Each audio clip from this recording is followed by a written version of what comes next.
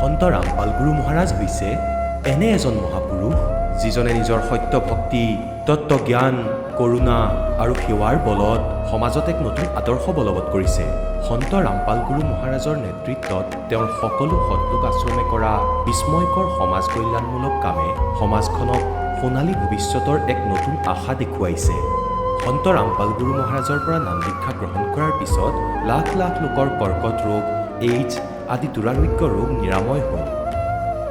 সন্তজনাৰ জ্ঞানৰ পৰা অনুপ্ৰাণিত হৈ তেওঁৰ অনুগামীসকলে লাখ লাখ ইউনিট ৰক্তদান কৰে। সন্তজনাই লাখ লাখ ভগ্নী কন্যাৰ যৌতুকমুক্ত বিয়াৰ আয়োজন কৰালে। সন্তজনাই লাখ লাখ মানুহক ড্ৰাগছ আসক্তিৰ পৰা মুক্ত কৰিলে। কোটি কোটি ধ্বংসপ্ৰাপ্ত পৰিয়াল শান্তিত লাগিল। সন্তজনাৰ আশ্ৰমত সমাৱেশৰ সময়ত বিনামূলীয়া চকুৰ চিকিৎসা আৰু দন্ত চিকিৎসাৰ ব্যৱস্থা কৰা হয়।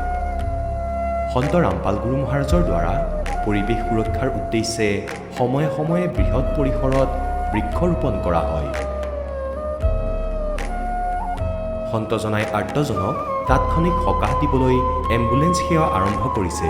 সন্তজনাই তেওঁৰ অনুগামীসকলক তেওঁলোকৰ শৰীৰ দান কৰিবলৈ অনুপ্ৰাণিত কৰে, যাতে মানৱতাৰ সেৱা আৰু চিকিৎসা ক্ষেত্ৰত উন্নতি কৰিব পৰা যায়।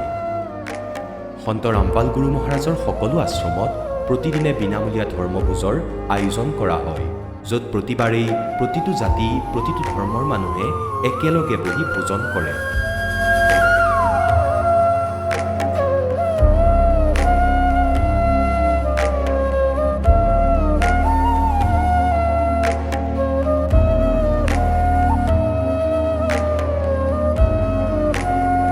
সন্ত ৰামপাল গুৰু মহাৰাজৰ অন্নপূৰ্ণা অভিযানে দৰিদ্ৰ আৰু অসহায় লোকসকলৰ জীৱনত এক নতুন শক্তি আৰু আশাৰ সঞ্চাৰ কৰিছে। ঘৰে ঘৰে খাদ্য সামগ্ৰী আৰু প্ৰয়োজনীয় সাহায্য প্ৰদান কৰি সন্ত ৰামপাল গুৰু মহাৰাজে মানুহক দুখ আৰু অসহায় অৱস্থাৰ সৈতে যুঁজিবলৈ শক্তি প্ৰদান কৰিছে।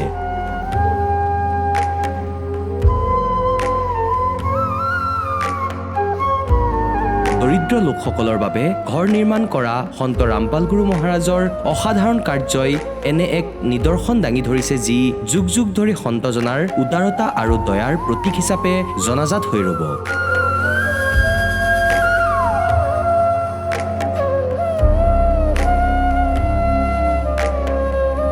সন্ত ৰামপাল গুৰু মহাৰাজৰ আশ্ৰমত সহস্ৰাধিক বৃদ্ধ বৃদ্ধাই শ্ৰদ্ধা আৰু মৰমেৰে জীৱন যাপন কৰাৰ সুযোগ পায়। তেওঁলোকৰ থকা খোৱাৰ আৰু স্বাস্থ্যৰ সম্পূৰ্ণ দায়িত্ব সন্ত ৰামপাল গুৰু মহাৰাজে বহন কৰে।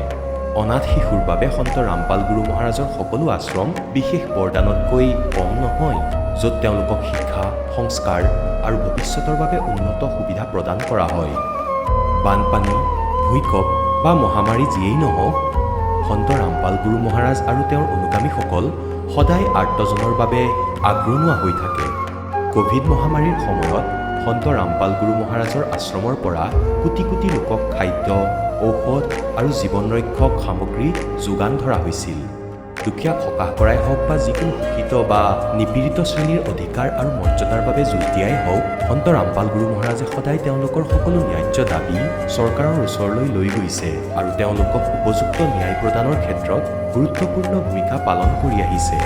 সমাজত আধ্যাত্মিক আৰু সামাজিক মূল্যবোধৰ প্ৰতি সজাগতা অনাৰ প্ৰতিটো পদক্ষেপতে সন্ত ৰামপাল গুৰু মহাৰাজ মানৱতাৰ প্ৰকৃত সেৱক হিচাপে প্ৰমাণিত হৈছে।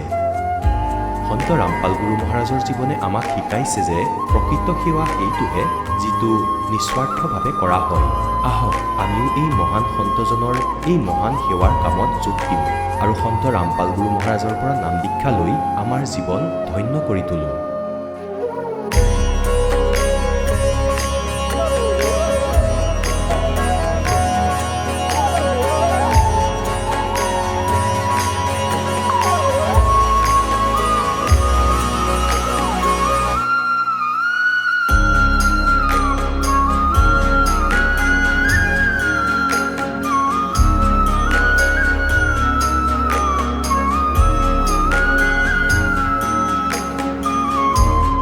আপোনালোকক পৰিয়ালৰ সৈতে সৎলোক আশ্ৰমলৈ আন্তৰিকতাৰে আমন্ত্ৰণ জনোৱা হ'ল।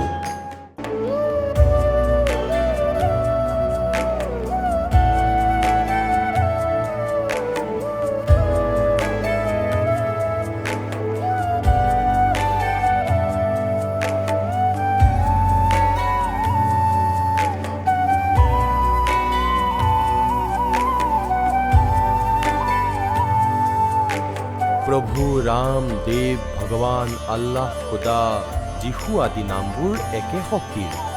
তেওঁ কেনেকুৱা, ক'ত আছে, কেনেকৈ পাব, কোনে দেখিছে? এই প্ৰশ্নচিহ্নটো সম্পূৰ্ণৰূপে আঁতৰাবলৈ অৱশ্যেই শুনিব জগতগুৰু তত্ত্বদৰ্শী সন্ত ৰামপাল গুৰু মহাৰাজৰ অমৃত বচন, সকলো পবিত্ৰ ধৰ্মৰ পবিত্ৰ শাস্ত্ৰৰ আধাৰত। নমস্কাৰ দৰ্শকসকল, মধ্যপ্ৰদেশৰ সাগৰ জিলাৰ নিবাসী পৰশুৰাম লোধীয়ে সৰুকালৰ পৰাই দেৱী দেৱতাৰ ভক্তি কৰিছিল। অখণ্ড ৰামায়ণ পাঠ, গণেশ পূজা আদি বহু ধৰ্মীয় অনুষ্ঠান কৰিছিল যদিও তেওঁ কয় জীৱনত সুখ, শান্তি আৰু আৰ্থিক উন্নতি লাভ কৰিব পৰা নাছিল। পেছাত এজন অস্থায়ী শিক্ষক হিচাপে কাম কৰা পৰশুৰামৰ জীৱন দুখ কষ্টেৰে ভৰি আছিল। এদিন টিভিত সন্ত ৰামপাল গুৰু মহাৰাজৰ সৎসংগ দেখি তেওঁ আকৰ্ষিত হয়।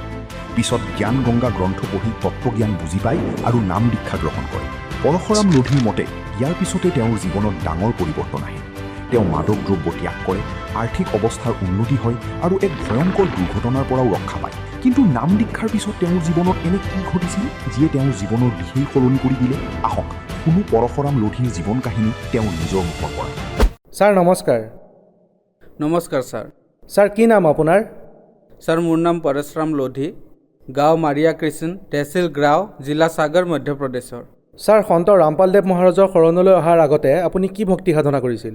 ছাৰ সন্ত ৰামপালদেৱ মহাৰাজৰ শৰণলৈ অহাৰ আগতে এই দাসে সংসাৰত যিমান দেৱী দেৱতা মনৰ মতে কৰা আচৰণ, যেনে দুৰ্গা দেৱীৰ পূজা আৰু কুলৰ পূজা আৰু অন্য যিবোৰ পূজা আছে, হনুমানৰ পূজা, সকলো কৰিছিলোঁ।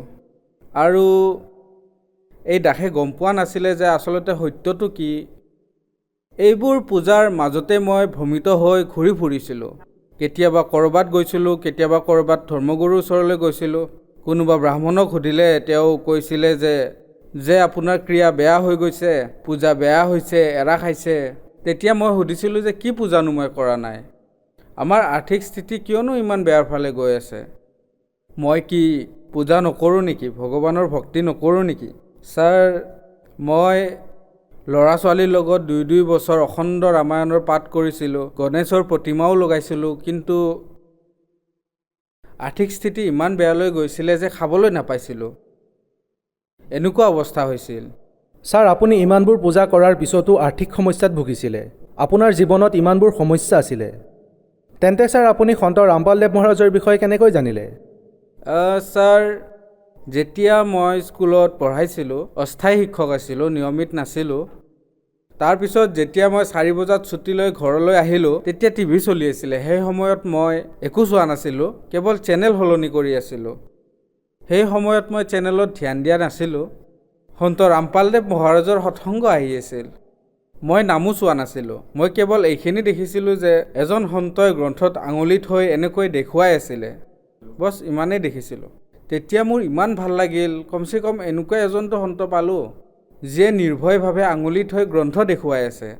যেতিয়া এই কথালৈ মই গাঁৱত চৰ্চা কৰিলোঁ, তেতিয়া এজন ভাই আছিল গাঁৱৰেই।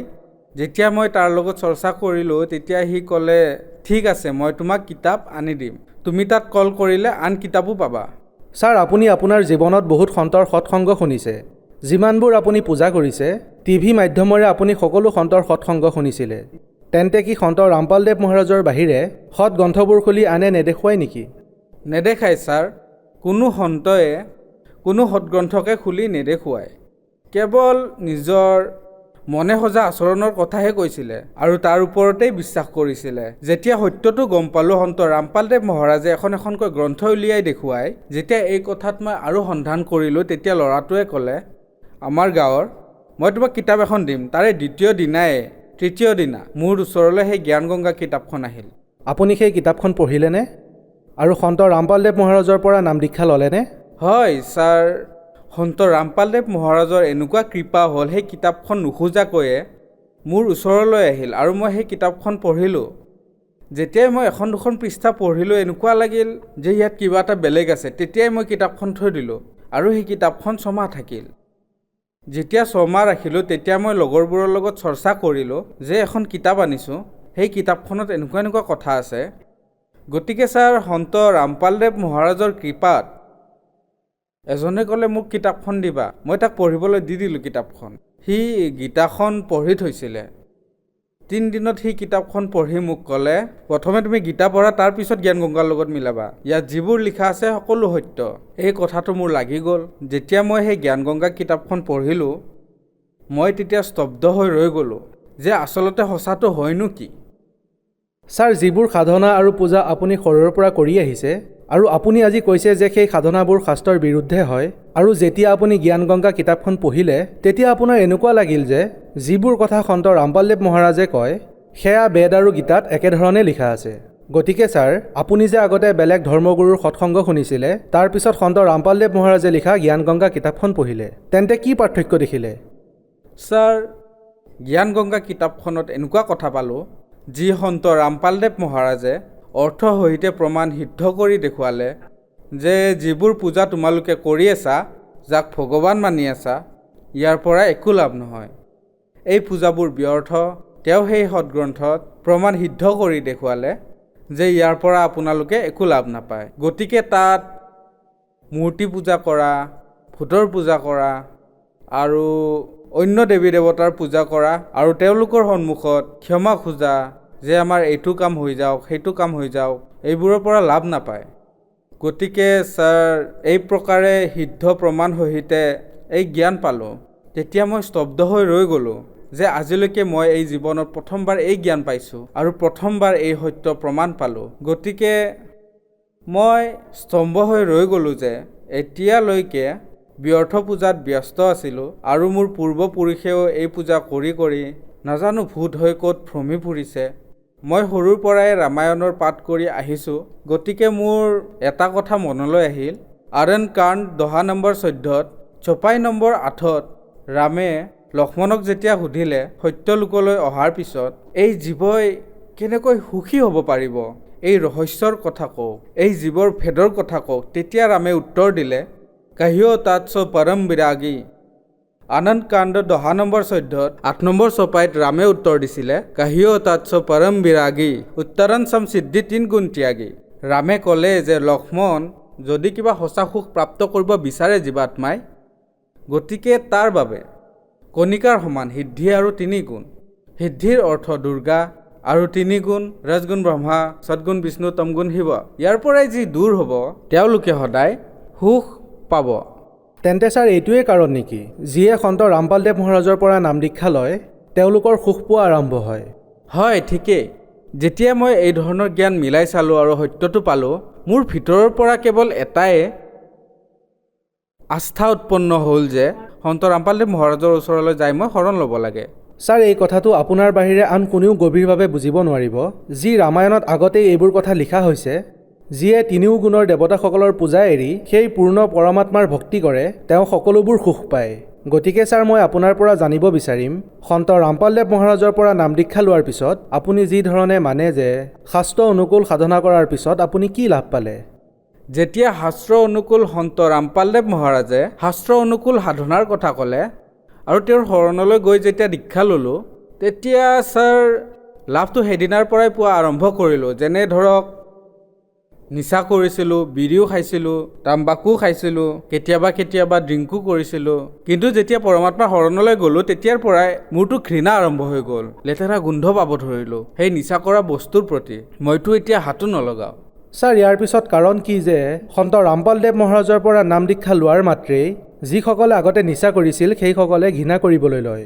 যেতিয়া ছাৰ সন্ত ৰামপালদেৱ মহাৰাজৰ জ্ঞানক যিয়ে বুজিব, তেতিয়া বুজিবলৈ আৰম্ভ কৰে যে সন্ত ৰামপালদেৱ মহাৰাজ এনেকুৱা এজন সন্ত যি পূৰ্ণ সন্ত আৰু পূৰ্ণ ভক্তি সেই পূৰ্ণ ব্ৰহ্ম পৰমাত্মাৰ কৰাই, যি কাৰণে ইমান শক্তি আছে সেই মন্ত্ৰত, যি মন্ত্ৰ গুৰুদেৱে দিয়ে সেই মন্ত্ৰত ইমান শক্তি আছে। নিচাটো বাদেই, এই সংসাৰৰ কোনো ধৰণৰ বেয়া বস্তু ওচৰলৈও আহিব নোৱাৰে। আহিলে আপোনাৰ খং উঠিব, ঘৃণা লাগিব আৰু দূৰলৈ গুচি যাব। সত্যতাৰ ইমান ভয় সোমাই যায় মনত। আৰু লাভটো বহুতেই হৈছে। যেনে ধৰক ছাৰ, মই কৈছিলোঁ যে মই সৰুতে বহুত দুখী আছিলোঁ। মোৰ পৰিয়ালত কোনো এনেকুৱা ব্যৱস্থা নাছিল যে মই ভালদৰে পঢ়িব পাৰোঁ অথবা কাম কৰিব পাৰোঁ। মই 1 কিলো 2 কিলো আটা ঘেঁহু আনি ভৰণ পোষণ কৰিছিলোঁ। মই ভাবিছিলোঁ যে পৰমাত্মাই যিহেতু বনাইছে মোক, হাজিৰাটো কৰিবই লাগিব। কিন্তু যেতিয়া সন্ত ৰামপালদেৱ মহাৰাজে মহাৰাজৰ শৰণলৈ আহিলোঁ, মই আগতেও সেই কামেই কৰিছিলোঁ, এতিয়াও সেই কামেই কৰোঁ। পইচা নাবাচিছিলেই, ক'ৰবাত নহয় ক'ৰবাত কিবা নহয় কিবা কামত ফাঁচিছিলোঁৱেই, সমস্যা আছিলেই। কিন্তু যেতিয়া সন্ত ৰামপালদেৱ মহাৰাজৰ কৃপা হ'ল আৰু তেওঁক কোৱা অনুসৰি শাস্ত্ৰ অনুকূল ভক্তি কৰিলোঁ, নিয়ম আৰু মৰ্যাদাত থাকিলোঁ, তেতিয়া পৰমাত্মাৰ কৃপাৰে সন্ত ৰামপালদেৱ মহাৰাজৰ কৃপাত আজি পৰমাত্মাই এখন মটৰচাইকেল দিলে আৰু এটা ঘৰ বনাব বিচাৰিছিলোঁ, এটা কোঠালি বনাব বিচাৰিছিলোঁ। মই সন্ত ৰামপালদেৱ মহাৰাজক প্ৰাৰ্থনা জনালোঁ যে হে মালিক, এই দাসে এটা ঘৰ বনাব বিচাৰিছে, সহায় কৰক। তেতিয়া সন্ত ৰামপালদেৱ মহাৰাজে এনেকুৱা কৃপা কৰিলে, এটাৰ সলনি 4টা কোঠালি বনাব পাৰিলোঁ, যি ভাবিবই পৰা নাছিলোঁ। আজি বহুত ডাঙৰ ঘৰো আছে আৰু মোৰ পৰিয়ালত যি ল'ৰা ছোৱালী আছে আৰু যি মোৰ পত্নী আছে, সুখত আছে, কোনো অভাৱ নাই। আৰু এই দাসে পৰমাত্মাৰ বাহিৰে কাকো নিবিচাৰে, কেৱল পৰমাত্মাৰ ভক্তি বিচাৰে, ইমানেই। ছাৰ আৰু কিবা লাভ?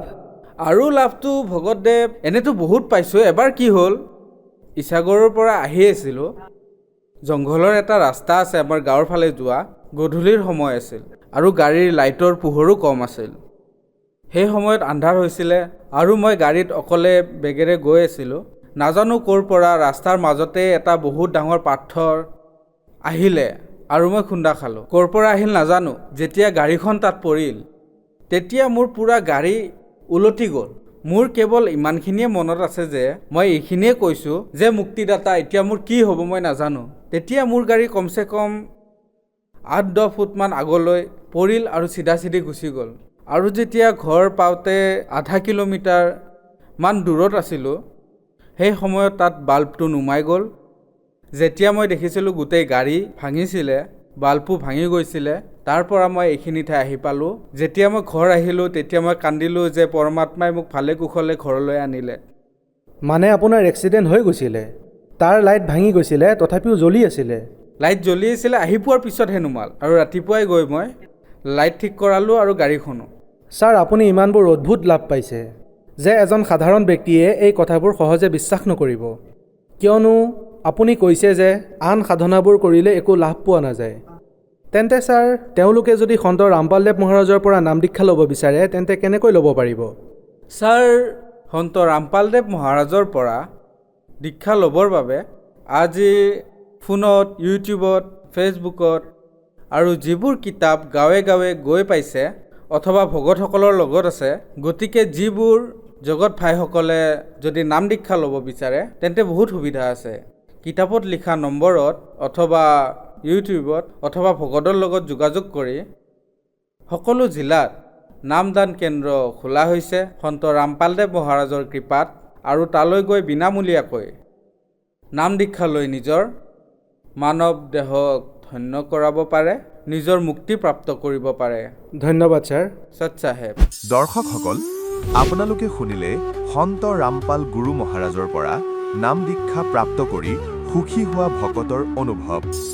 এতিয়া চাওক জগতগুৰু তত্ত্বদৰ্শী সন্ত ৰামপাল গুৰু মহাৰাজৰ মংগল প্ৰবচন। সি পঞ্চম বেদখন লুকুৱাই থলে আৰু 4খন বেদ নিজৰ পুত্ৰ ব্ৰহ্মাদেৱক দি দিলে। সাগৰ মন্থনৰ সময়ত নিজৰ শ্বাসেৰে এৰিলে আৰু পঞ্চমখন লুকাই দিলে। তাৰ ক্ষতিপূৰণ কৰিবৰ বাবে স্বয়ং পৰমেশ্বৰে আহিবলগীয়া হয় সেই পঞ্চম বেদৰ তত্ত্বজ্ঞানৰ বিষয়ে ক'বলৈ। গতিকে যি দাসে কনচেপ্ট ক্লিয়াৰ কৰিব গৈ আছে যে আপোনালোকে সেই স্থান পালে, আপোনালোকে তত্ত্বজ্ঞান পালে, গতিকে আপোনালোক কিমান শুভ সংস্কাৰী প্ৰাণী, ভাই ভগ্নী বয়সস্থ লোক আছে, মা ভনী সকলো, যিসকল ইয়ালৈ আহিছে, কোনোবাই দুখতে আহিছে, কোনোবাই জ্ঞান বুজি আহিছে, নাইবা কোনোবা ভাই ভনীয়ে কোৱাৰ বাবে এই পবিত্ৰ স্থান আহি পাইছে। গতিকে ইয়ালৈ অহাৰ পিছত সেই ৰঙত ৰঙীন হৈয়ে পৰে এবাৰ দুবাৰ সৎসংগ শুনাৰ পিছত। আজিৰ সমাজ বুদ্ধিমান, গতিকে আমাৰ যি প্ৰসংগ চলি আছে তালৈ আহোঁ।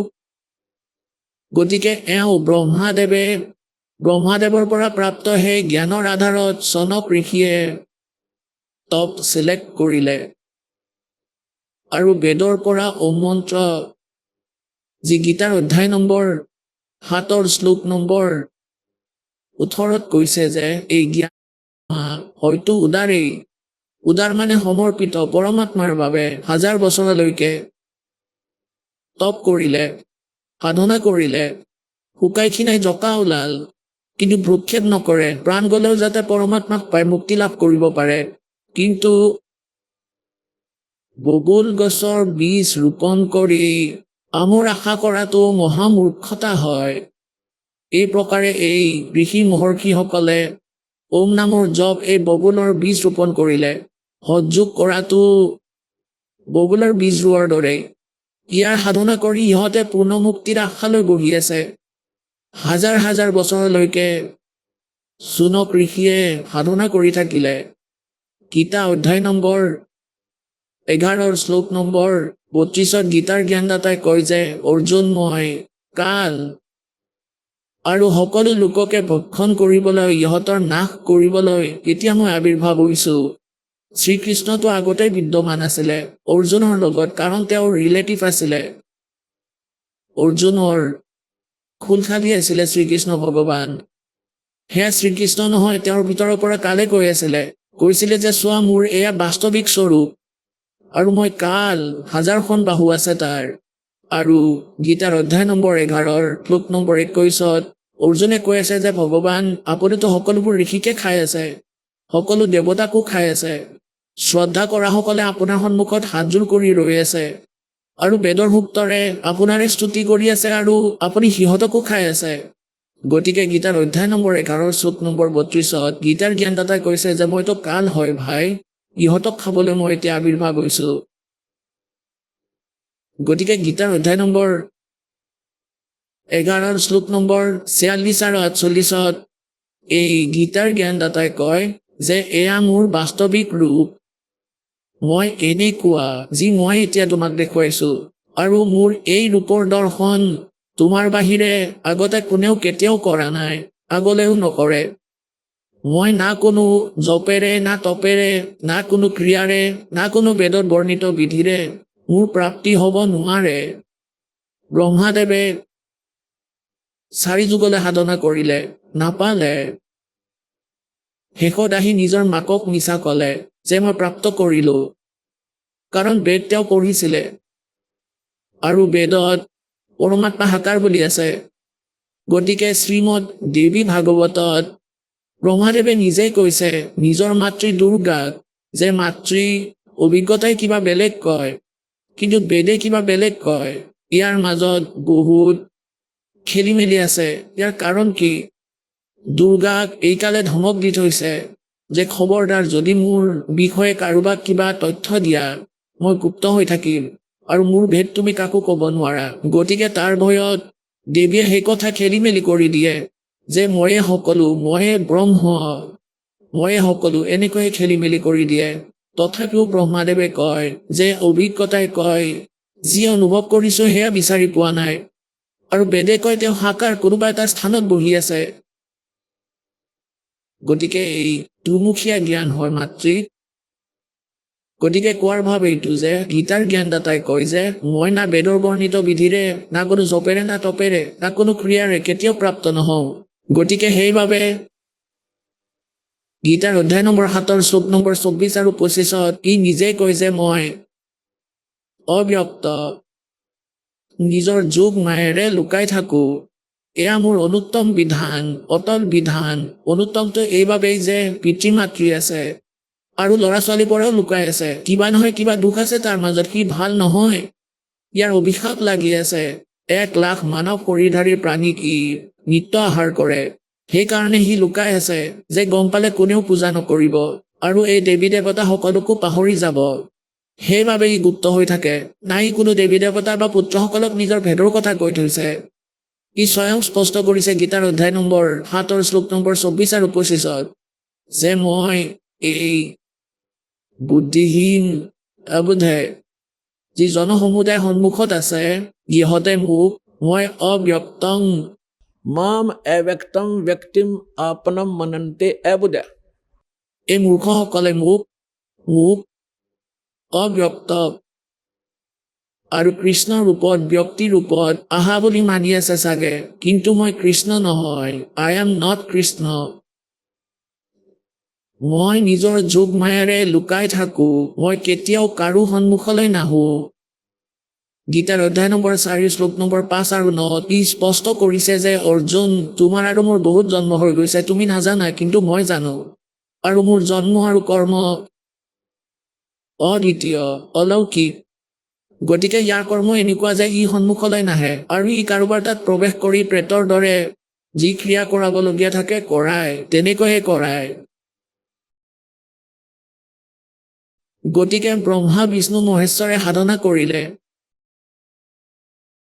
কিন্তু পৰমাত্মাক নাপালে। সেইবাবে নিৰাকাৰ বুলি বিধান বনাই দিলে যে পৰমাত্মা নিৰাকাৰ। গতিকে এই প্ৰকাৰে যি প্ৰসংগ চলি আছে তালৈ আহোঁ। এই চুনক ঋষিয়ে যি সাধনা আৰম্ভ কৰিছিলে, যি সাধনা কৰি আগৰ ঋষিসকল ভ্ৰমিত হৈছিল, তাৰ পৰাতো পৰমাত্মাক নাপায়। তাৰোপৰি ই এটম বম হৈ যায়, এটম বম। অগস্ত্য ঋষিয়ে গোটেই জীৱন ভ্ৰমিত হৈ এটা সিদ্ধি প্ৰাপ্ত কৰিছিল, সমগ্ৰ সাগৰ পান কৰা। কওক, সমগ্ৰ জীৱন নাশ কৰি সি এইটো প্ৰাপ্ত কৰিলে যে সমগ্ৰ সাগৰ পান কৰিব পাৰে।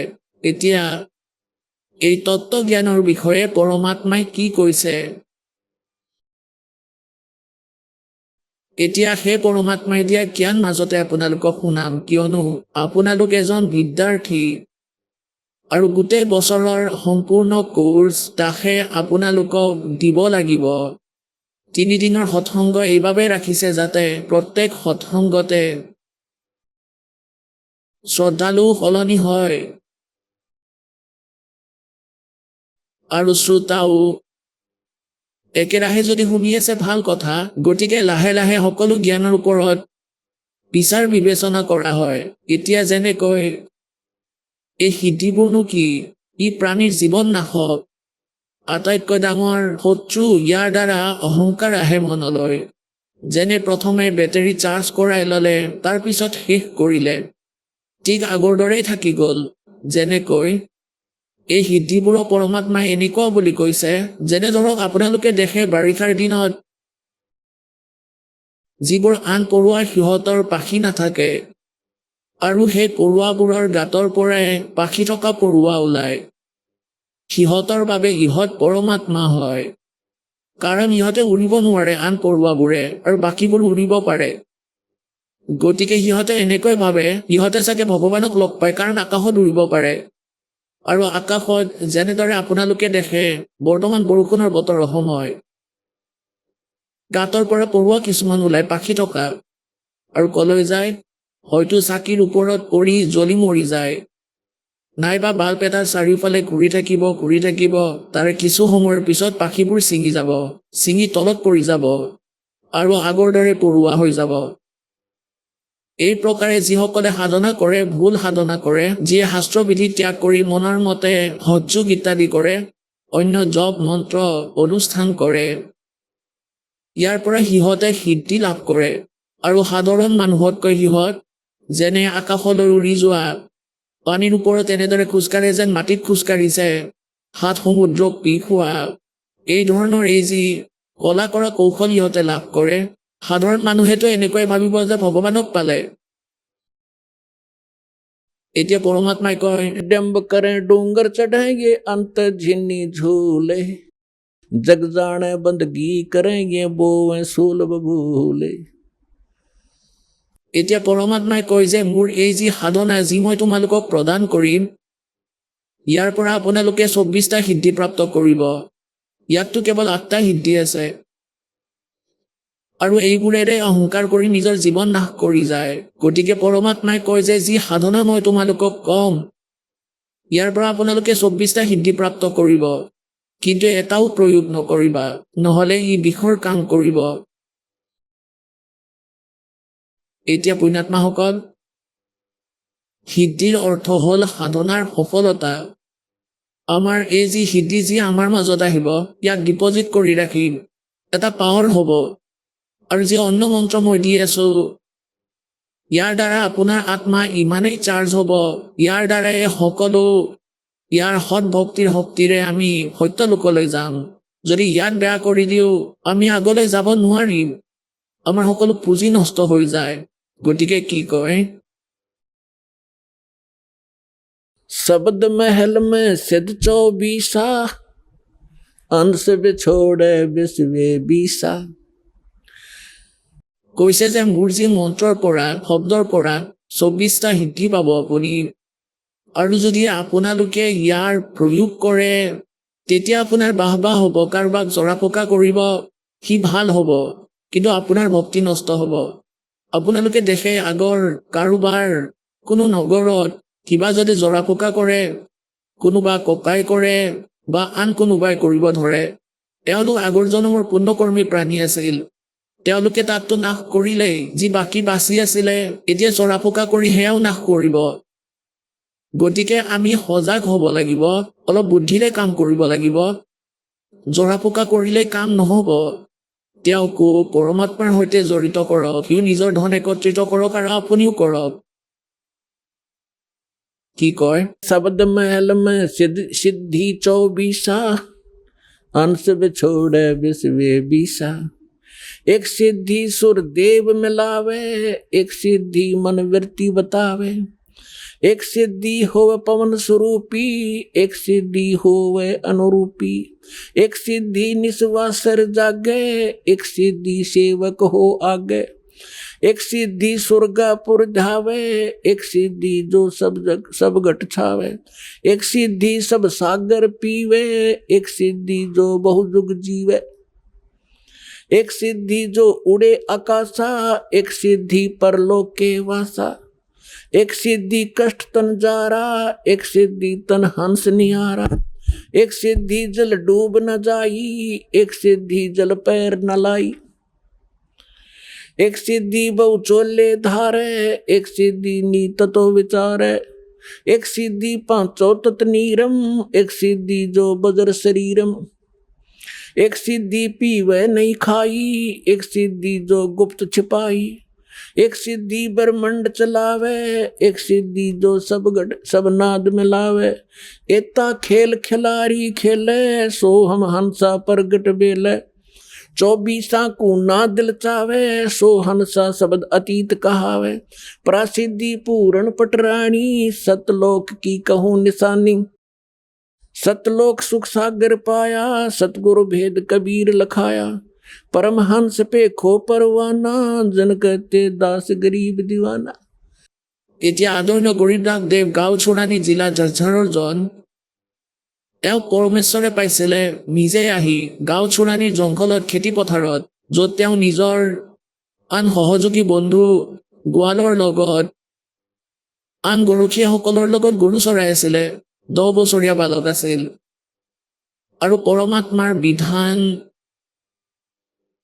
যি ঋগ্বেদ মণ্ডল নম্বৰ 9 সুক্ত 86 মন্ত্ৰ 26 আৰু 27ত, ঋগ্বেদ মণ্ডল নম্বৰ 9 সুক্ত 82 মন্ত্ৰ 1, 2, 3, ঋগ্বেদ মণ্ডল নম্বৰ 9 সুক্ত 54 মন্ত্ৰ 3, ঋগ্বেদ মণ্ডল নম্বৰ 9 সুক্ত 20 মন্ত্ৰ 1, ঋগ্বেদ মণ্ডল নম্বৰ 9 সুক্ত 1 মন্ত্ৰ 8 আৰু 9, ঋগ্বেদ মণ্ডল নম্বৰ 9 সুক্ত 94 মন্ত্ৰ 1, ঋগ্বেদ মণ্ডল নম্বৰ 9 সুক্ত 95 মন্ত্ৰ 2, ঋগ্বেদ মণ্ডল নম্বৰ 9 সুক্ত 96 96 মন্ত্ৰ 16 পৰা 20লৈকে আৰু বহুতো আন স্থানত এইটো স্পষ্ট কৰিছে যে পৰমাত্মা ওপৰৰ লোকত থাকে আৰু তাৰ পৰা সশৰীৰ গতি কৰি আহে, খোজকাঢ়ি আহে, ভাল আত্মাবোৰক লগ কৰে, তেওঁলোকক তত্ত্বজ্ঞানেৰে পৰিপূৰ্ণ কৰে, পৰিচিত কৰায়। আৰু ইয়াত সেই পৰমাত্মা আহি কবিৰ দৰে আচৰণ কৰে, নিজৰ মুখ কমলেৰে কৈ কৈ যথাৰ্থ জ্ঞান উচ্চাৰণ কৰে, যি কাৰণে তেওঁ প্ৰসিদ্ধ কবিৰ উপাধি প্ৰাপ্ত কৰে। গতিকে পুণ্যাত্মাসকল, এই আধাৰতে সেই পৰমেশ্বৰ এই কলিযুগত গাঁওচোৰাণী জিলা ঝাৰঝাৰ হাৰিয়ানাৰ প্ৰান্তত আদৰণীয় গৰিবদাস চাহেবদেৱ ভাল আত্মা, পবিত্ৰ আত্মা জীৱ ভগতক লগ কৰিলে, সত্যলোকলৈ নিলে আৰু সকলো ব্ৰহ্মাণ্ডৰ সৈতে পৰিচিত কৰালে। ব্ৰহ্মা বিষ্ণু মহেশ্বৰৰ লোক দেখুৱালে, ধৰ্মৰাজৰ লোক দেখুৱালে, নৰক আৰু স্বৰ্গ দেখুৱালে, দেৱী দেৱতাসকলৰ স্থিতি দেখুৱালে, আৰু এই ভূত প্ৰেতৰ লোক সেয়া দেখুৱালে। আকৌ কালে য'ত 1 লাখ মানৱ শৰীৰধাৰী প্ৰাণীক ভাজি খাই সেই তপতশিলা দেখুৱালে। আকৌ 11 নম্বৰ দুৱাৰ পাৰ কৰি অক্ষৰ পুৰুষৰ লোকত 7 শংখ ব্ৰহ্মাণ্ড পাৰ কৰি তাৰ পিছত ঘূৰ্ণায়মান গুহাৰে গৈ 12 নম্বৰ দুৱাৰ পাৰ কৰি সত্যলোক গৈ পালে, য'ত পৰমাত্মাৰ নিজ স্থান আছে, য'ত আমি আৰু আপোনালোক তাতে বাস কৰিছিলোঁ। য'ত আগতে আপোনালোকৰ মহল আছিল ঠিক আগৰ দৰেই আছে। তাত আপোনালোকৰ বহুত ডাঙৰ স্থান আছে। তাত লমালমে ফল থকা চিৰসেউজ বৃক্ষ আছে। আৰু তাত কোনো বস্তুৰ অভাৱ নাই। তাত জন্ম মৃত্যু নহয়। তাত বৃদ্ধাৱস্থা নাই। তাত মৃত্যু নাই। তাত আগৰ দৰে পৰিয়ালবোৰ একত্ৰিত হ'ব। এতিয়া যেনেকৈ আপোনাৰ শৰণত, আপোনাৰ ঘৰত যিমানবোৰ আপোনালোকৰ সন্তান জন্ম ল'ব, সেয়া আপোনাৰ পুণ্যাত্মা হ'ব আৰু আগতে আপুনি তালৈ যাব। এই প্ৰকাৰে এই সাধনাৰে তেওঁলোকো আপোনালোকৰ ওচৰলৈ গৈ পাব। পিছত আকৌ আগৰ দৰেই এটা পৰিয়াল লগ হ'ব। এতিয়া পুণ্যাত্মাসকল যি লোকত আপোনালোক আছে, এই লোক থকাৰ বাবে নহয়, আমাক এই কালে বহুত ভাং খুৱাই থৈছে আৰু আমি ইয়াতে মগ্ন হৈ আছোঁ, বেছি দেখাই নাপাওঁ। এতিয়া আপোনালোকৰ পৰিয়াল আছে, সন্তান আছে, সম্পৰ্কীয় আছে, ভাই ভনী, পতি পত্নী, ইহঁতক কিমান ভাল পায়। আৰু যি ঘৰ বনাই আপুনি আৰামত আছে, কিমান ভাল লাগে। আৰু যদি 1 ছেকেণ্ডত মৃত্যু হয়, তেন্তে কি এয়া আপোনাৰ নেকি? काया तेरी है नहीं, ये माया कहाँ से हो? পৰমাত্মাই কয়, এই শৰীৰে তোমাৰ নহয়, প্লট লৈ কি কৰিবা? এই ঘৰ মহল, এই ফেক্টৰী কি কৰিবা? ক'ত ভ্ৰমিত হ'লা তুমি? গতিকে জ্ঞানৰ অভাৱৰ বাবে আমি ইয়াতে লাগি ধৰিলোঁ। আৰু তালৈ গ'লে কেতিয়াও মৃত্যু নহয়, বৃদ্ধাৱস্থা নহয়, কোনেও মৃত্যু হ'ব নিবিচাৰে আৰু কোনেও মৰিব নিবিচাৰে। অন্তিম নিশ্বাসতো ভাবিব যে এবাৰ যদি উশাহ ল'ব পাৰোঁ ভগৱান, আৰু যদি 10 দিন পাওঁ, কিন্তু তথাপিও মৃত্যু হ'ব। গতিকে এনেকুৱা লোকত আমি আছোঁ। গতিকে মৃত্যুটো ইয়াত ডেফিনেট। কিন্তু মৃত্যুৰ আগতে যি ক্ৰিয়া এডাখে আপোনালোকক ক'ব, এয়া কৰিব, ইমানেই। বাকী মালিকৰ হাতত এৰিব। আপোনালোক সত্যলোকলৈ যাব। তালৈ যোৱাৰ পিছত আকৌ পুনৰ জন্ম আপোনাৰ নহয়। কয়, भक्ति बीज होए जो हंसा और तारों तास के 71 वंशा। 101টা পিঢ়ি পাৰ হ'ব আপোনাৰ, যদি সঁচা মনেৰে লাগি থাকে। কাৰণ আপুনি দৃঢ় হ'লে আপোনাৰ সন্তানো দৃঢ় হ'ব।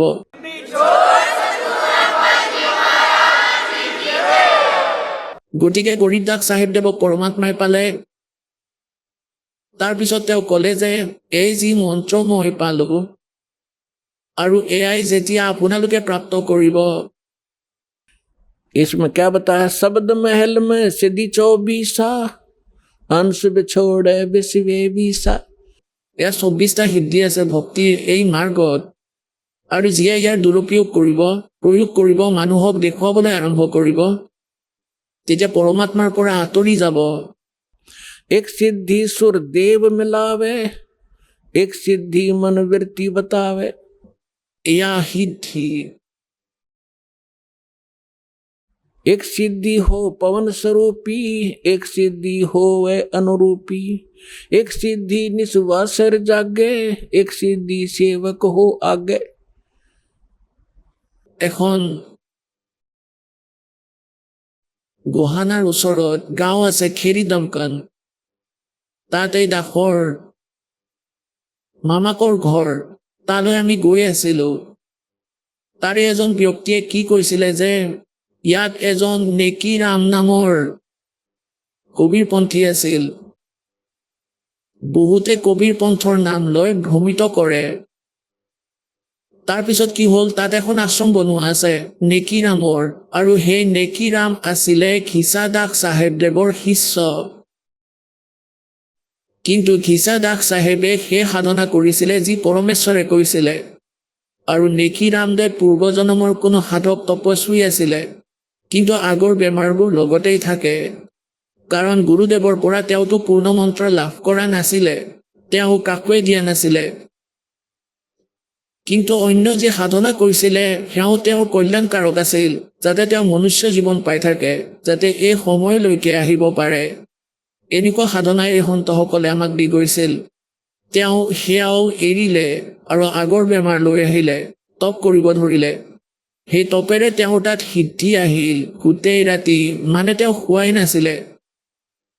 গতিকে সেই আশ্ৰমৰ নিৰ্মাণৰ কথা শুনাই তাৰে ব্যক্তিজনে যে নেকিৰামে ইয়াত বননিত আহি বহিছিল বৃক্ষৰ তলত আৰু সাধু সন্তৰ ৰূপত আছিল। গাঁৱৰ মানুহে দেখিলে, এদিন দেখিলে, দুদিন দেখিলে, 10 দিন দেখিলে যে মহাত্মাজন দিনে ৰাতি সাৰে থাকে, নুশুৱে। এটা চৰ্চাৰ বিষয় হ'ল। মানুহে ৰাতি লুকাই লুকাই চালে, দিনত তেওঁৰ ওচৰত বহি থাকে। ডিউটি লগাই দিলে যে সঁচাটো উলিওৱা, তদন্ত কৰা। তেতিয়া এমাহলৈ দেখিলে যে তেওঁ শুৱা নাই। এই কথাৰ বাবে তেওঁ মহাত্মা বুলি জনাজাত হ'ল। আশ্ৰম বনালে, পূজা আৰম্ভ হ'ল, কিনো কৰিছে এইবোৰ? ঘোঁৰাবোৰো দিনে ৰাতি সাৰে থাকে, মুক্তি পাব জানো? গতিকে এনেদৰে জ্ঞানৰ অভাৱৰ বাবে আমি ভ্ৰমিত হৈ আছিলোঁ। एक सिद्धि निस्वासर जागे, एक सिद्धि सेवक हो आगे। एक सिद्धि स्वर्गापुर धावे, एक सिद्धि जो सब गच्छावे। এতিয়া যেনেকৈ এই গোপীচাঁদ আৰু ভৰ্দৰী দেৱে আমাৰ হিন্দু সমাজত মান্যতা আছে যে মুক্তি পালে, এওঁলোক পাৰ হ'ল, পাৰ হোৱা নাই, ইয়াতেই ভ্ৰমি আছে। जैसे एक सिद्धि स्वर्गापुर धावे, এতিয়া এওঁলোকে এনেকুৱা সিদ্ধি পায়, মৃত্যুৰ পিছত তেওঁলোকে স্বৰ্গলৈও যাব পাৰে আৰু তাৰ পৰা ইয়ালৈও আহিব পাৰে। কিন্তু জীৱন নাশো কৰি আছে। আকৌ কয় एक सिद्धि सब सागर पीवे, एक सिद्धि जो बहुजुग जीवे। এটা সিদ্ধি আছে সমগ্ৰ সাগৰ পান কৰিব পাৰে। এতিয়া যেনেকৈ আপোনালোকক কৈছিলোঁ, অগস্ত্য ঋষিয়ে ইয়াতে ভ্ৰমিত হৈছিল। এটা সিদ্ধি প্ৰাপ্ত কৰিয়ে 7 সমুদ্ৰ পান কৰিলে। পালেনে মুক্তি? মানে মুক্তি মাৰ্গ ইয়াতকৈ বেলেগ, যিয়ে এতিয়ালৈকে আমাৰ হাতলৈ অহা নাছিলে। এতিয়া দয়া কৰিলে ভগৱানে সেই মুক্তি মাৰ্গ আপোনালোকে পাই আছে। এতিয়া এনেকৈ যি প্ৰসংগ চলি আছিল যে আপুনি কিমান পুণ্যকৰ্মী প্ৰাণী, আপুনি সদ্গুৰু পাইছে, সেই সন্তজন পাইছে। যেনেকৈ গীতাৰ অধ্যায় নম্বৰ 7 শ্লোক নম্বৰ 18 বৰ্ণনা চলি আছে যে গীতাৰ জ্ঞানদাতাই কৈ আছে, জ্ঞানী আত্মা হয়তো উদাৰী, কিয়নো তেওঁলোকৰ উদ্দেশ্য আছিল যে মনুষ্য জীৱন যিহেতু বাৰে বাৰে নাপায় আৰু মনুষ্য জীৱন প্ৰাপ্ত কৰি যদি পৰমাত্মা প্ৰাপ্তি নকৰে তেন্তে জন্ম ব্যৰ্থ। ইয়াৰ পৰা এইটো জ্ঞানো হ'ল যে আন উপাসনাৰ দেৱী দেৱতাৰ পূজা কৰিব নালাগে, ইয়াৰ পৰা মুক্তি হ'ব নোৱাৰে। কিন্তু সিহঁতে মোৰ অনুত্তম সাধনা, বেয়া সাধনাতেই এতিয়ালৈ আশ্ৰিত হৈ থাকিল। মোৰ এই বেয়া সাধনাতেই আশ্ৰিত হৈ আছে। গতিকে ব্ৰহ্মলোকৰ পৰা ওম নামৰ পৰা ব্ৰহ্মলোক প্ৰাপ্ত হ'ব আৰু জন্ম মৃত্যু তেনেকৈ থাকি যাব। গীতাৰ অধ্যায় নম্বৰ 7 শ্লোক নম্বৰ 19 স্পষ্ট কৰি দিছে গীতাৰ জ্ঞানদাতাই के बहुनाम जन्मानाम अंते ज्ञानवान माम प्रपत्ते, वासुदेवम सर्वमिति सैमात्मा सुदुर्लभे। কি ক'ব বিচাৰিছে গীতাৰ জ্ঞানদাতাই যে বহুত বহুত জন্মৰ অন্তৰ জনমত কোনো জ্ঞানী ব্যক্তিয়ে, জ্ঞানী আত্মা বুদ্ধিমান ব্যক্তিয়ে ব্ৰহ্মলৈকে সাধনা কৰে। নহ'লে এই তলৰ সাধনাবোৰতেই, নহ'লে কোনো ভূত প্ৰেতৰ বা শ্ৰাদ্ধত মিলিত হৈ অথবা শ্ৰী বিষ্ণু, শিৱদেৱ, ব্ৰহ্মাদেৱ, দেৱী দেৱতাৰ পূজা কৰে। बहुनाम जन्मानाम अंते ज्ञानवान माम प्रपद्यते। বহুত বহুত জনমৰ অন্তৰ কোনো জনমত জ্ঞানী আত্মাই মোৰ ভক্তি কৰে। और वासुदेव सर्वमिति सैमात्मा सुदुर्लभे। এইটো কোৱাজন যে বাসুদেৱ তেওঁৱেই সৰ্বম, সকলো সৰ্বম। সৰ্বম মানে যে তেওঁৱেই সৰ্ব পাপ নাশক, তেওঁৱেই সৰ্ব সৃষ্টিৰ ৰচয়িতা আৰু তেওঁৱেই সৰ্ব কষ্ট নিবাৰক আৰু তেওঁৱেই সুখদাতা, তেওঁৱেই পূৰ্ণ মুক্তিদাতা। তেওঁ বাসুদেৱ। এতিয়া আমি যেনেকৈ শ্ৰীকৃষ্ণদেৱক বাসুদেৱ বুলি কওঁ, বাসুদেৱটো তেওঁৰ পিতৃৰ নাম আছিলে আৰু বাসুদেৱ নামটো ৰাখিছিল বেদৰ পৰা, কাৰণ আমাৰ যিসকল ব্ৰাহ্মণ গুৰুদেৱ আছিলে, আমাৰ হিন্দু ধৰ্মৰ ল'ৰা ছোৱালীৰ নাম বেদৰ পৰাই শুভ নাম এটা বিচাৰি ৰাখিছিল। গতিকে বাসুদেৱ তেওঁৰ পিতৃ আছিলে, শ্ৰীকৃষ্ণ নাছিলে। বাসুদেৱৰ অৰ্থ হ'ল যি পৰমাত্মাৰ সকলো ঠাইতে উপস্থিতি থাকে, যাৰ সকলোৰে ওপৰত কণ্ট্ৰল আছে, যিয়ে সৰ্ব ব্যাপক। ব্যাপক মানে যেনেকৈ ভাৰতৰ প্ৰধানমন্ত্ৰী, আমাৰ হিন্দুস্তানৰ সকলো ৰাজ্যতেই তেওঁৰ স্থিতি আছে। তেওঁ বাসুদেৱ ভাৰতৰ ভিতৰত। এতিয়া যেনেকৈ ডিষ্ট্ৰিক্ট এখনৰ ভিতৰত ডেপুটি কমিশ্যনাৰ থাকে, তেওঁ বাসুদেৱ নহয়, তেওঁৰ জিলাখনৰ কিছু আংশিক শক্তিহে তেওঁৰ আছে। এজন মন্ত্ৰী আছে, তেওঁ বাসুদেৱ মানে সমগ্ৰ হাৰিয়ানা ভাৰতত তেওঁ ব্যাপক নহয়। তেওঁ কেৱল নিজৰ বিভাগৰ, এখন ষ্টেটৰ এটা বিভাগৰ মালিক। তেওঁ ভাৰতৰ মালিক নহয়, বাসুদেৱ নহয়, তেওঁৰ সকলো ঠাইতে অস্তিত্ব নাই। ঠিক তেনেকৈ এজন মুখ্যমন্ত্ৰী, তেওঁ নিজৰ ৰাজ্যত বাসুদেৱ, তেওঁ প্ৰধান মুখিয়াল, কিন্তু তেওঁ ভাৰতত সৰ্বভাৰতত ব্যাপক নহয়। গতিকে যিজন প্ৰধানমন্ত্ৰী তেওঁ বাসুদেৱ আৰু তেওঁ সৰ্ব সুখদায়ী, মানে যিমানবোৰ শক্তি আছে, মন্ত্ৰী, মুখ্যমন্ত্ৰী, ষ্টেটৰ বা অন্য মন্ত্ৰী যি চেণ্টাৰত আছে, আৰু যিমানবোৰ যি কৰ্মচাৰী অধিকাৰী আছে, সিহঁততকৈ অধিক পাৱাৰ আছে তেওঁৰ, আৰু তাৰ পৰাই প্ৰাপ্ত পাৱাৰ তেওঁ আগলৈ ভগাই থৈছে, কাৰণ তেওঁৰ সকলো পাৱাৰ আছে। তেওঁ সেইটো কামেই কৰিব পাৰে যি এজন মুখিয়ালে কৰিব পাৰে, ডিচিও কৰিব পাৰে, তেওঁৰ সংকেতত 2 মিনিটতেই হৈ যাব। গতিকে কোৱাৰ ভাৱ এইটো যে वासुदेव सर्वमिति। अब ईशय महात्मा सुदुर्लभ है। এইটো কোৱা হন্ত সেই পৰমাত্মাই সকলোবোৰ না চৰ পুৰুষৰ পৰা মুক্তি, না অক্ষৰ পুৰুষৰ পৰা মুক্তি, না ব্ৰহ্ম বিষ্ণু মহেশ্বৰ আৰু এই দেৱী দেৱতা বা আন উপাসনাৰ পৰা মুক্তি নহয়। এইটো কথা কোৱা যে বাসুদেৱেই সৰ্বম, সেই বাসুদেৱেই সকলো। সৰ্বম মানে সৰ্ব মুক্তিদায়ক, সৰ্ব কষ্ট নিবাৰক, সকলোৰে পালক, সকলোৰে জনক, পূৰ্ণ মুক্তি প্ৰাপ্ত কৰোৱা তুমি। এইটো কথা কোৱা হন্ত বহুত কষ্টৰে পাব, অতি দুৰ্লভ।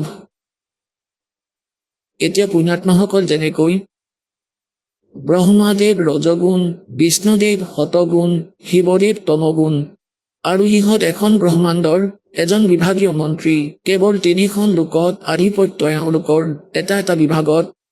এই পৃথিৱী লোকত, আমাৰ তলত থকা পাতাল লোকত, ওপৰত স্বৰ্গ লোকত, তাৰ বাহিৰেও এই ব্ৰহ্মাণ্ডত বহুত এনেকুৱা লোক আছে য'ত তেওঁলোকৰ প্ৰভুত্ব নাই।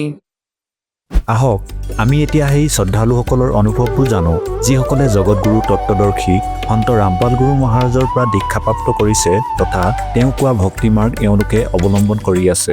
নমস্কাৰ দৰ্শকসকল।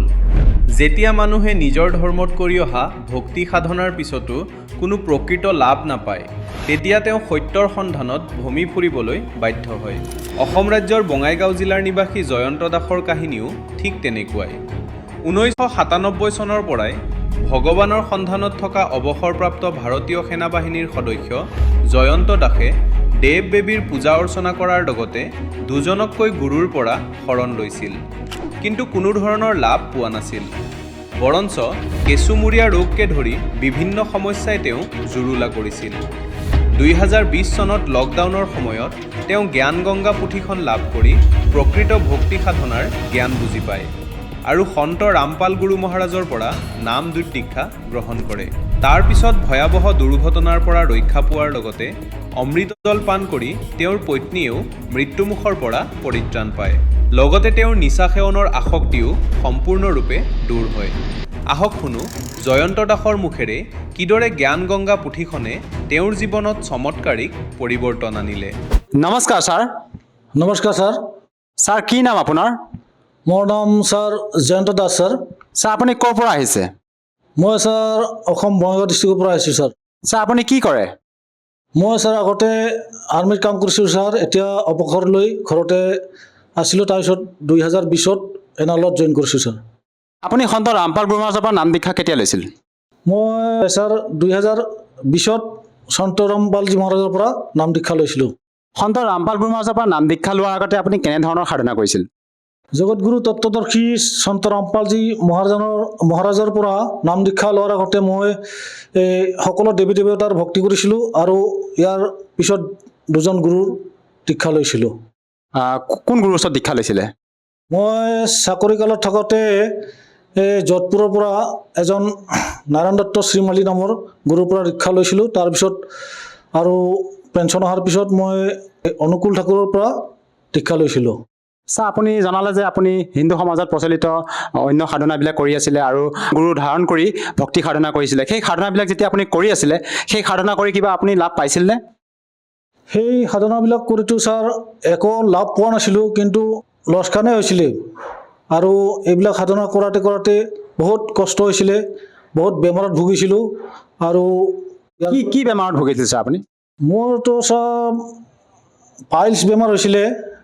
পাইলছ বেমাৰ হোৱাতে মই তেতিয়াও মানে সকলো দেৱী দেৱতাক প্ৰাৰ্থনা কৰিছিলোঁ যে বেমাৰটো ভাল কৰি দিয়ক বুলি, কিন্তু কোনো লাভালাভ নাপালোঁ মই। তেন্তে আপুনি সন্ত ৰামপাল গুৰু মহাৰাজৰ শৰণলৈ কেনেকৈ আহিব লগা হ'ল? মই ছাৰ 2020ত লকডাউনৰ সময়ত জ্ঞান গংগা নামৰ কিতাপ এখন পালোঁ আৰু সেই কিতাপখন পঢ়িলোঁ। তাত সকলো শাস্ত্ৰসন্মত জ্ঞান পালোঁ। ইয়াৰ আগতেও মই গীতা পাঠ কৰিছিলোঁ, শ্ৰীমদ ভাগৱত গীতা, কিন্তু তেতিয়া মই কোনো ভাগৱত গীতাৰ মানে ৰহস্যটো বুজি পোৱা নাছিলোঁ। যেতিয়া আমাৰ গুৰু সন্ত ৰামপালজী মহাৰাজৰ জ্ঞান গংগা কিতাপখন পালোঁ আৰু সেই জ্ঞান গংগা কিতাপখন আৰু গীতাখন একেলগে মিলাই পঢ়িলোঁ, তেতিয়াহে আচল গীতাৰ জ্ঞানটো বুজি পালোঁ। আৰু সেই জ্ঞান বুজি সেই জ্ঞানৰ আধাৰতে সন্ত ৰামপালজী মহাৰাজৰ চৰণত নাম দীক্ষা ল'লোঁ। আপুনি যি ভাগৱত গীতা পাঠ কৰি আছিলে, সেই সাধনাবিলাক আপুনি কিমান বছৰ ধৰি কৰি আছিলে? মই 97ৰ পৰাই মই ভগৱানক মানে বিচাৰি আছিলোঁ। 97ৰ পৰা মই বিচাৰিছিলোঁ যে ভগৱান যদি আছে, ক'ত আছে, কেনেকৈ আছে, কিয় আমাক দেখা নিদিয়ে, আৰু এইবিলাক মানে প্ৰশ্ন মোৰ মনত 97ৰ পৰা। তাৰপিছত মই এইবিলাক বিচাৰি গীতাত পঢ়িলোঁ। পঢ়াৰ পিছতো একো বুজি নাপালোঁ, কিন্তু যেতিয়া জ্ঞান গংগাখনত মানে মিলাই পঢ়িলোঁ, তেতিয়া গীতাৰ ৰহস্যটো মানুহৰ মানে কিমান দৰকাৰী সেই বস্তুখিনি বুজি পালোঁ।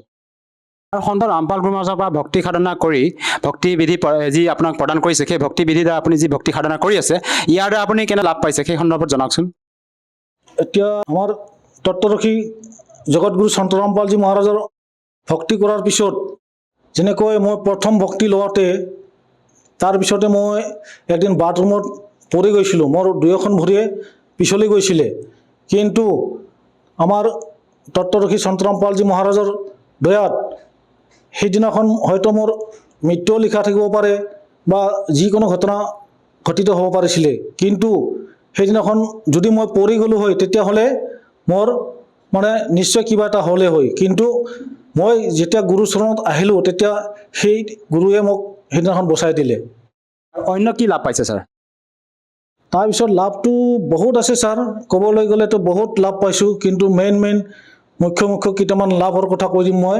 যেতিয়া লকডাউনৰ সময়ত মানে কৰোণাৰ বেমাৰ হ'লে, তেতিয়া মোৰ ভকতমতী তেওঁৰ কৰোণা বেমাৰ হ'লে তত্ত্বদৰ্শী সন্ত ৰামপালজী মহাৰাজক প্ৰাৰ্থনা কৰিলোঁ, প্ৰাৰ্থনা জনালোঁ, দিল্লীত গ'ল প্ৰাৰ্থনা। তাৰপিছত তেওঁ ক'লে যে পৰমাত্মাই দোৱা কৰিব। তাৰপিছত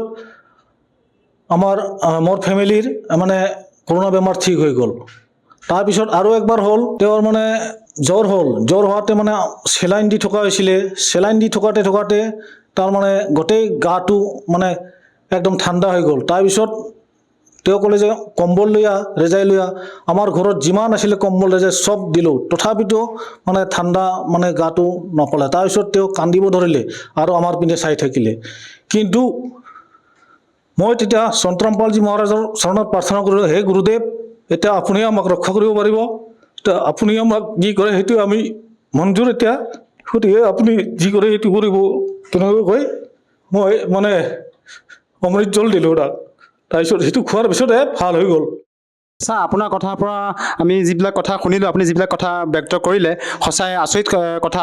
এজন সন্তৰ পৰা নাম দীক্ষা লোৱাৰ পিছতে আপুনি মৃত্যুৰ সৈতে যেতিয়া আপোনাৰ পৰিবাৰে যুঁজি আছিলে তাৰ পৰা আপুনি ৰক্ষা পালে, আপোনাৰ পৰিবাৰক ৰক্ষা কৰিলে পৰমাত্মাই, আৰু কৈছে যে আপুনি সন্ত ৰামপাল গুৰুমাজে তেখেতক ৰক্ষা কৰিছে বুলি জনাইছে। কিন্তু এটা আচৰিত কথা যে এজন সন্তৰ পৰা নাম দীক্ষা লোৱাৰ পিছতে আপোনাৰ পৰিবাৰেও ৰক্ষা পালে, আপুনিও ৰক্ষা পাইছে। এনেকুৱা কি ভক্তিবিধি প্ৰদান কৰে সন্ত ৰামপাল গুৰু মহাৰাজে যাৰ দ্বাৰা নেকি আপুনি ইমান উপকৃত হ'ব পাৰিছে? জগতগুৰু তত্ত্বদৰ্শী সন্ত ৰামপালজী তেওঁ সকলো শাস্ত্ৰসন্মত ভক্তি দিয়ে আমাক। তেওঁ সকলো শাস্ত্ৰবিলাক খুলি খুলি আমাক দেখুৱাই দিয়ে কেনেকৈ ভক্তি কৰিব লাগে। সকলো ধৰণৰ ভক্তিবিলাক আমাক তেওঁ ভালদৰে বুজাই দিয়ে, আৰু সেই ভক্তিৰ আধাৰতে তেওঁ আমাৰ সকলো লাভবিলাক দি থাকে। আৰু আমাৰ ভাৰতবৰ্ষত লাখৰ তুলনাত আধ্যাত্মিক গুৰু আছে, সেইসকলেতো শাস্ত্ৰৰ মতেই ভক্তিবিধি প্ৰদান কৰি আছে। আপুনি আপোনাৰ সন্ত ৰামপাল গুৰু মহাৰাজকে যে শাস্ত্ৰ অনুকূল ভক্তি প্ৰদান কৰি আছে বুলি ক'ব বিচাৰিছে, কিন্তু আমাৰ সাধাৰণ জনতাই বা টিভি স্ক্ৰীণত যিসকলে আপোনাক প্ৰত্যক্ষ কৰি আছে সেই দৰ্শকসকলক আপুনি কেনেকৈ বিশ্বাস দিয়াব যে সন্ত ৰামপাল গুৰু মহাৰাজে সদগুৰু হয় বা তেওঁৱে শাস্ত্ৰ অনুকূল ভক্তিবিধি প্ৰদান কৰি আছে? তত্ত্বদৰ্শী সন্ত ৰামপালজী মহাৰাজ এজন তত্ত্বদৰ্শী সন্ত হয় বুলি এইটো প্ৰমাণ দিবলৈ হ'লে বেদ, পুৰাণ, গীতা, বাইবেল, গুৰুগ্ৰন্থ চাহেব সকলো গ্ৰন্থৰ যিজনে মানে ভক্তি আপোনাক বুজাই দিব পাৰে। আৰু গীতাত লিখা আছে সংসাৰৰূপী উল্টা বৃক্ষৰ কথা, আৰু সেই গছডালৰ কথা যোন সন্তে বুজাই দিব পাৰে তেওঁৱে বেদৰ কথা জানে, আৰু তেওঁ তত্ত্বদৰ্শী সন্ত বুলি কোৱা হৈছে।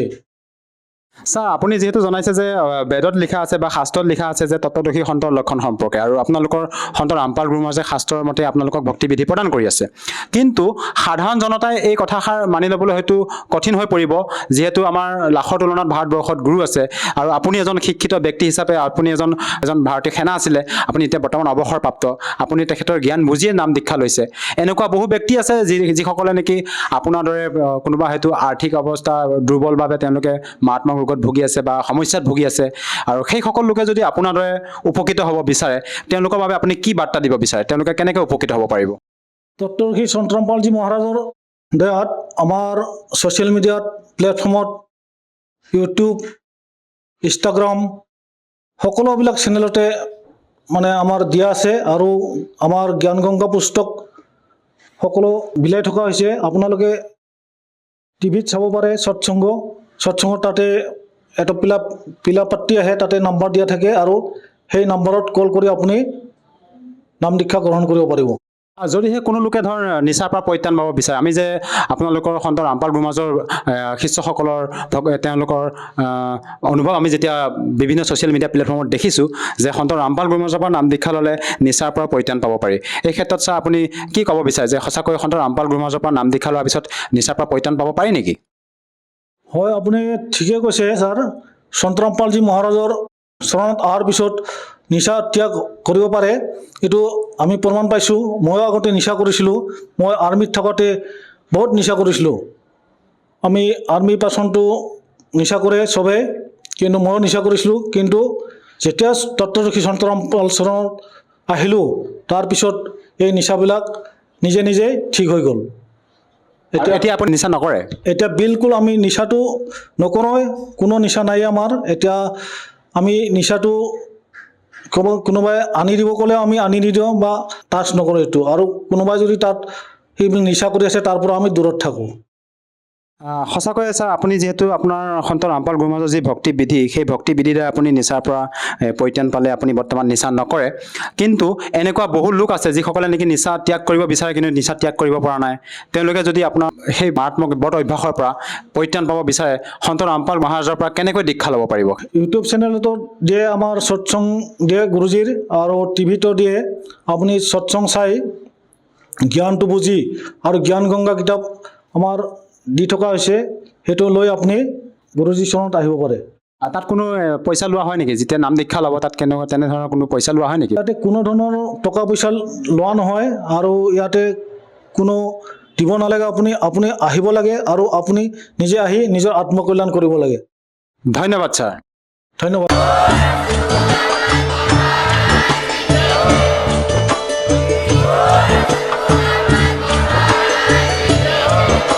আপুনি শুনি আছিলে জগতগুৰু তত্ত্বদৰ্শী সন্ত ৰামপাল গুৰু মহাৰাজৰ মংগল প্ৰবচন। অধিক জানিবৰ বাবে ভিজিট কৰক www.jagatgururampalji.org। সন্ত ৰামপাল গুৰু মহাৰাজৰ শুভ আশীৰ্বাদত সমগ্ৰ বিশ্বতে 500তকৈও অধিক নাম দীক্ষা কেন্দ্ৰ আছে, য'ত সন্ত ৰামপাল গুৰু মহাৰাজৰ দ্বাৰা বিনামূলীয়াকৈ নাম দীক্ষা দি থকা হৈছে। আপোনাৰ ওচৰৰ নাম দীক্ষা কেন্দ্ৰৰ ঠিকনা জানিবলৈ সম্পৰ্ক কৰক 7082208528।